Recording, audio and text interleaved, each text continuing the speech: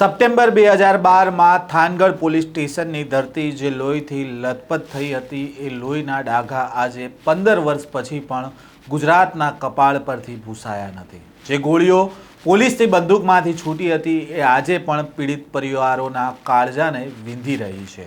શા માટે 15 વર્ષ સુધી સમિતિના અહેવાલ ધૂળ ખાય છે? શા માટે આજે પણ એક પિતાને ન્યાય માટે વિધાનસભાના દરવાજે આવવું પડે છે? અને ગોપાલ ઇટાલિયાએ જે વિધાનસભામાં સવાલો ઉઠાવ્યા છે તેને લઈને વાત કરીશું આ વિડીયોમાં।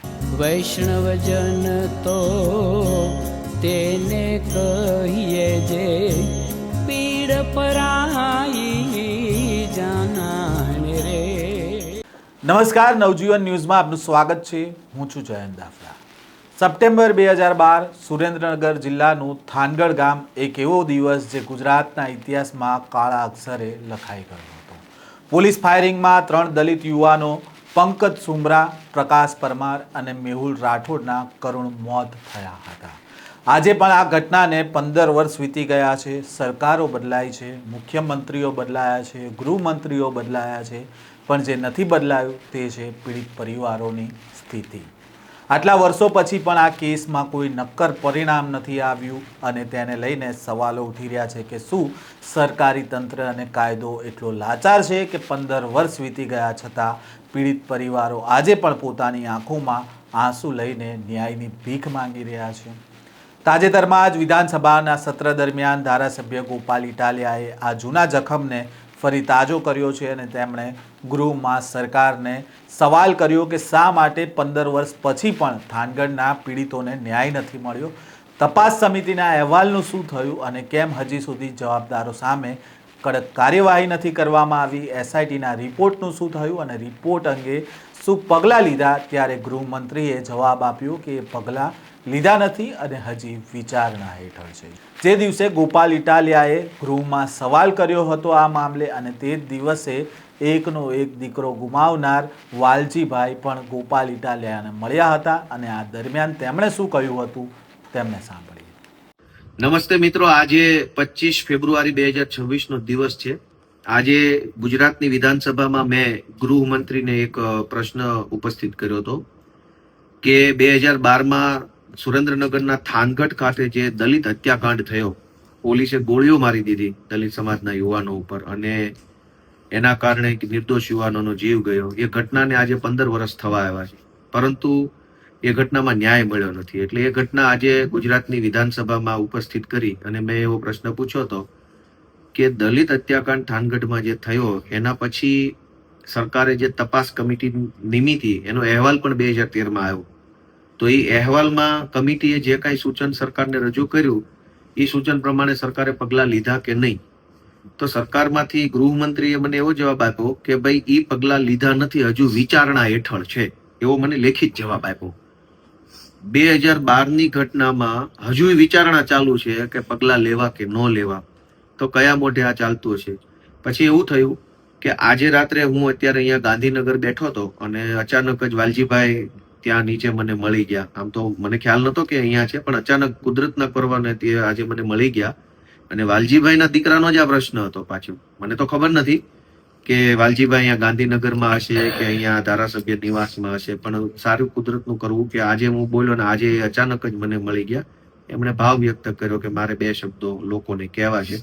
તો વાલજીભાઈ કયો 2 શબ્દો જે તમારે? મારા દીકરાનું મર્ડર જે કરી નાખ્યું, મારે એક જ દીકરો હતો અને જે મર્ડર કર્યું 2012માં ત્યારે 16 વર્ષની એની ઉંમર હતી।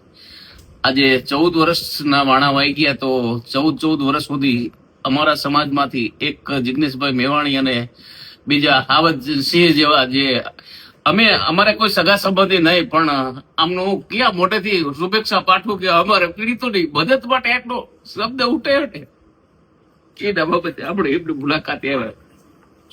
તમે આજ અચાનક મળી ગયા એટલે મને આશ્ચર્ય થયું। મારો દીકરો તો નથી, બરોબર, એક જ દીકરો હતો, પણ સરકારમાં આ સવાલ ઉઠાયો ને એટલા સમયે 14 વર્ષે, એટલે હું તમારી પાસે એક મારા દીકરાના લગ્નમાં જે હોય ને એમ ખુશીને તમને સંદેશો દેવા આવ્યો, તમે આટલું તો કામ કરી આપ્યું ને, બસ મને અમારા સમાજ ઉપર મને ભરોસો તૂટી ગયો। વારંવાર કદાચ કહી શકે તો કહી શકે છે, ઘણા બધા ધુરંધરો બેઠા છે અમારા, એટલે આવું છે. સરસ તમે કામગીરી કરી છે. અમારી પાસે રહેવા સારું મકાન પણ નથી. તમે થાનગઢના દ્રશ્ય જોયા છે દલિતવાસના, અને કાંઈ છે નહીં મારી પાસે. પણ જો કદાચ આનો અહેવાલ જાહેર થાય, આરોપીની ધરપકડ થાય ને આરોપીને જેલ હવાલે કરે અને અમને કંઈક જીવન જીવવાનો એક મોકો મળે. મારે કોઈ નોકરી નથી, મજૂરી કામ કરીને જીવન જીવીએ છીએ. એ વખતે મિત્રો એવું બન્યું હતું 2012માં કે થાનગઢ પોલીસ સ્ટેશને કેટલાક લોકો કોઈ રજૂઆત લઈને ગયા. થાનગઢ ગામની અંદર કોઈ ઘટના બની હશે બે સમાજ વચ્ચે કે બે વ્યક્તિઓ વચ્ચે, અને એના કારણે કેટલાક લોકો થાનગઢ પોલીસ સ્ટેશને એફઆઈઆર લખાવવા માટે ગયા.